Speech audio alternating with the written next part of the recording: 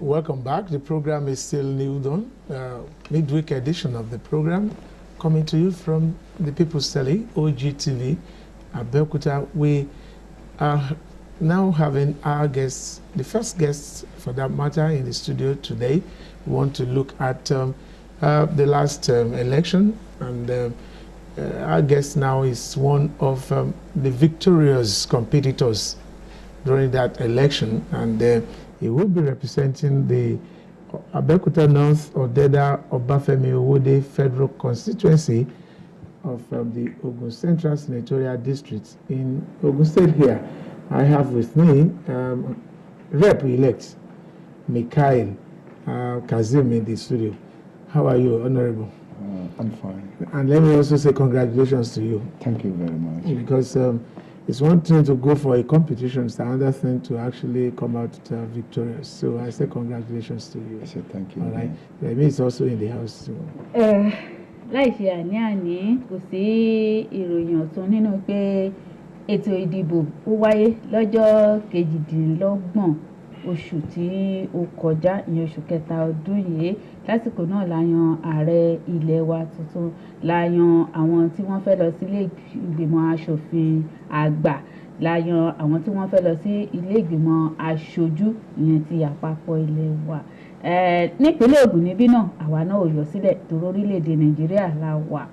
Lára àwọn tí wọ́n wá jagun mólú lásìkò náà tí wọ́n wọlé sí ipò ní agbègbè ẹkùn ìdìbò àríwá Abẹ́òkúta, Ọbáfẹ́mi Owódé àti Ọ̀dẹ́dá nípínlẹ̀ Ògùn níbí la ní kí wọ́n wá sórí ètò kí wọ́n wá sọ fún wa báwo ni ètò ṣe rí, àwọn ètò wo ni wọ́n ti wà ní lọ́kàn fáwọn èèyàn wọn tí ní báyìí tí wọ́n ti fi ìbò gbé wọn dé ipò náà. Àlejò wa ni aṣòfin Mukaila Olayiwola Kazzim. Akin pé ẹ káàbọ̀ sórí ètò ọ̀tún ọjọ́. Ẹ gbóhùn sókè, ẹ jẹ́ kí gbogbo wọn mọ̀ pé aṣòfin wa ló wà ń kalẹ̀.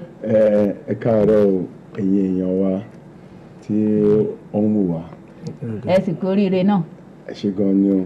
Àdètí wọ́n fi eléyìí wá dúpẹ́ lọ́wọ́ yín. Ìbò tẹ́ dì, ìka tẹ́ dì tẹ́ fi gbé wa wọlé. Àǹfẹ́ lè sọ fún yín pé ẹ ṣé gan ni o. Now, let's quickly look at build up to that election. 24 hours to that election. What was actually running in your mind? 24 hours to the election. All we were still doing was going house to house, talking to people, because you couldn't campaign 24 hours to election anyway. And we had issues around PVCs as well. So we're really concerned that we're getting more PVCs. Is it coming? And it came. Will it be distributed? Will it get to the right? Will it get to the ward level? That from the local level. So that was what was going on, all the candidate mind, just to have enough PVC, because the more the merrier. Okay. Well, was there a time during that the last lap to the election that at times your mind just like prick you and you feel like how is it going to look like? Am I really going to win this election? Is it really coming my way and things like that? It's not like being overconfident. I mean, with the training, we got from our governor, Senator Ibikunle Amosun. We've seen how he does things. And that's the way we did our campaign. He gave us confidence that yes, the way we've worked, and we've looked at other people worked as well. And we looked at it as, yeah, we think we have more edge. And it sort of like put us on the driver's seat to say, yes, by God's grace, we'll be there. Okay. Ẹ jẹ́ kí a wò ọmọ agbègbè yẹn ní ìyẹn ẹkùn ìdìbò àpapọ̀ Ọbáfẹ́mi Owódé Ọ̀dẹ́dá àríwá Abẹ́òkúta. Báwo ni àjọṣepọ̀ yín ló ṣe rí pẹ̀lú àwọn èèyàn yín tẹ́lẹ̀ débi wípé ẹ fi lè ní ìgboyà pé jẹ́ kí n jáde, èmi nígbàgbọ́ pé àwọn èèyàn mi á ṣe tèmi? There's something we call Omogbagura name from Abeokuta North. Lagbole Lumosa ni mo ti wá. And ẹgbẹ́ onílé kó má lóko. Bó ṣe jẹ́ Ẹgbàgbọ́lá náà ni mo tọ́ mọ́ Ọlọ́báfẹ́mi Owódé. Bó ṣe tọ́ Ẹgbàgbọ́lá náà ni mo tọ́ mọ́ Ọlọ́dẹ́dá. Kíní kò ń ṣe nǹkan tó jẹ́ pé èrò yàwá wò. Nǹkan tó jẹ́ pé a ti gbé lẹ́sẹẹsẹ. Ìgbà tí jáde ti rà lẹ́sẹẹsẹ àti bí wọ́n ṣe ń ṣe.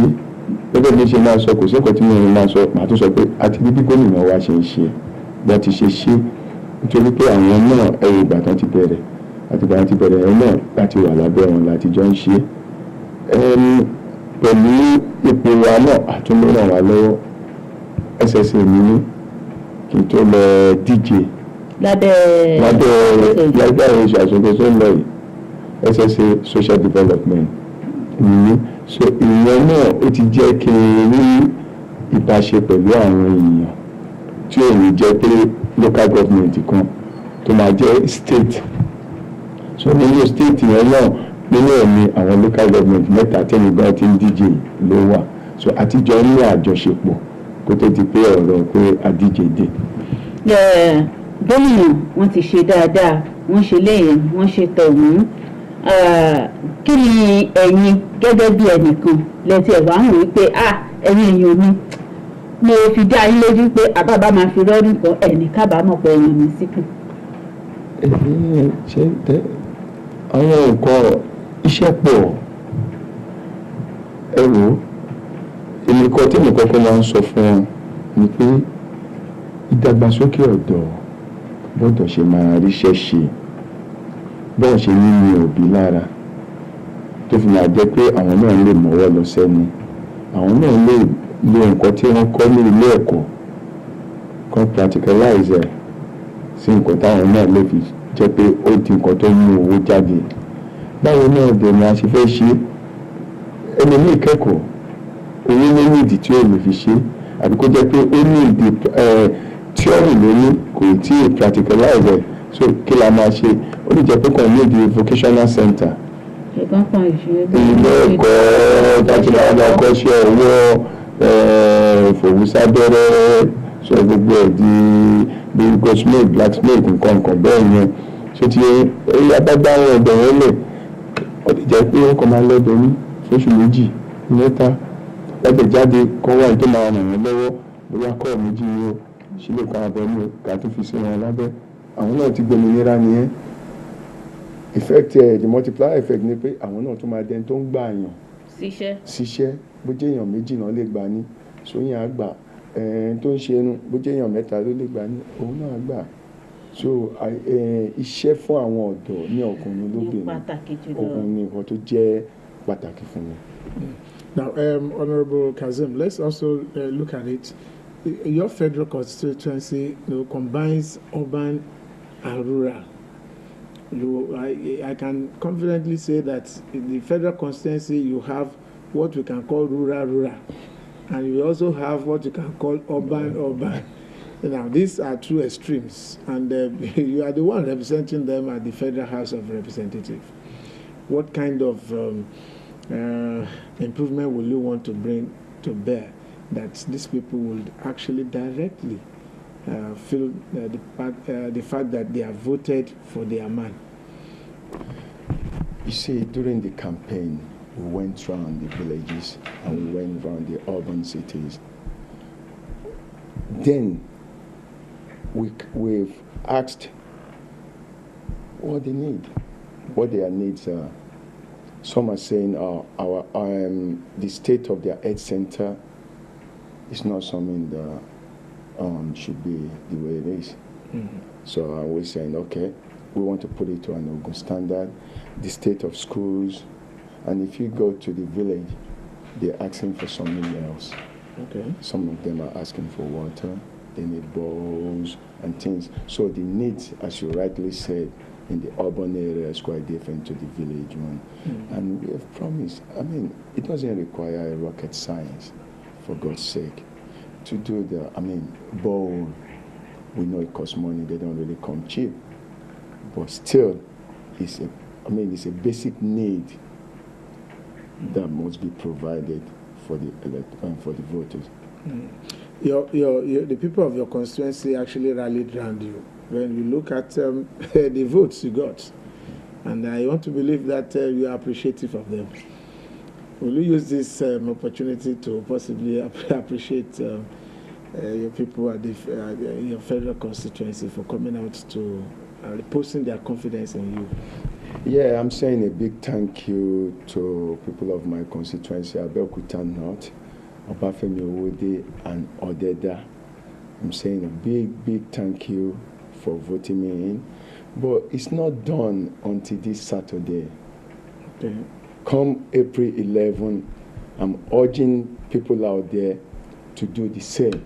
And this is going around to all the states, not to my federal constituency alone, to do the same and make sure. I'm persuading. It's not like, all you can do is just persuade the voters out there to tell them, if you do this, you get that. So I'm persuading the voters out there, the good people of Ogun State, to please vote Senator Ibikunle Amosun for continuity so we can have better infrastructure in Ogun State, which will lead to more investment coming into the state. Aṣòfin Kazzim, gẹ́gẹ́ bí ẹ ṣe ṣàlàyé lédè Gẹ̀ẹ́sì, ọ̀rọ̀ wo lẹ́ni fún àwọn èèyàn ẹkùn ìdìbò yín lẹ́yìn tí wọ́n ti fi gbé ẹ̀yin wọlé, àtìlẹ́yìn wo lẹ tó ń béèrè lọ́dọ̀ wọn? Mo ń sọ kí gbogbo àwọn tí wọ́n tẹ̀ka dìbò fún wa, ìyẹn èmi ọmọ yín, àbúrò yín tó wà ní iwájú yín lénìí, mo dúpẹ́ gidigidi lọ́wọ́ yín.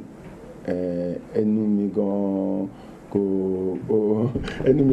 tọ́pẹ́ tó yẹ kí n dá fún yín, but mo tún wá ń bẹ̀ yín pé ọpẹ́ tí mò ń dá àtòrí tẹ́ ṣe fún mi kò tí ì tó ẹjọ́ ọ̀ǹtì tẹ́ bá tún bá wa ṣe fún gómìnà wa Senator Ibikunle Amosun ní ọjọ́ sátidé tó ń bọ̀ yìí on the 11th of April. Kẹjọ nǹkan tẹ́ ṣe fún mi ní federal constituency mi kó wá enlarge lọ sí gbogbo 20 local government kan tó bá mi ṣe the same thing fún amòfin àgbà Senator Ibikunle Amosun láti fi ìbò yẹn láti fi gbé wọn wọlé kí a lè rí nǹkan tó ń pè ní ìdàgbàsókè ní Ogun State, kí a lè bá jọrọ ìbò ní Ogun State. Nítorí tẹ́ ẹ bá tẹ̀ka dìbò fún wọn tí better infrastructures bá wà, òun ló máa kó èrò oríṣiríṣi wá láti òkè òkun ni o, láti ibikíbi ni o, láti wá invest sí Ogun State. Wọ́n á fowó wọn dógò síbí. Nǹkan tó bá dẹ̀ ti ṣe sílẹ̀ kò ṣeé gbé lọ mọ́, àwa náà la máa jèrè ẹ̀, àwọn ọmọ wa la máa jèrè ẹ̀, á tún múṣẹ́ wálé fún wọn. Nígbàgbọ́ pé gbogbo àwọn èèyàn yín wọ́n ti gbọ́ ìpè tẹ́ ẹ ṣe pàrọwà sí wọn láti gbárùkù ti aṣòfin àgbà Ibikunle Amosun lẹ́yìn lọ́jọ́ 11 oṣù kẹrin. Before we allow you to go, I will fail to ask you, what's your own personal impression about the performance of INEC in that election? How will you rate the general conduct of the election, particularly in Ogun State here, perhaps where you are? Looking at my 3 local governments, the election went well, except for what I mentioned earlier, as per the PVCs. That was the only problem. Rating it outside the PVCs, which you can't really do anyway. What we're saying, they did like, I would say 65% to 70%, but they can do better. I think they are doing better now, because since after the last week election, 2 weeks ago election, we've been having more PVCs coming into the state. Okay. So we're urging them to bring more before Saturday, so people won't be disadvantaged of their vote. Okay. They will be able to cast their vote. Okay. We've been speaking with Honorable Mukaila Kazzim, the House of Representatives elect for Abeokuta North, Odeda, and Obafemi Owode Federal Constituency, and he has just come around to say big thank you to all of you out there who voted for him, while he's still making additional plea for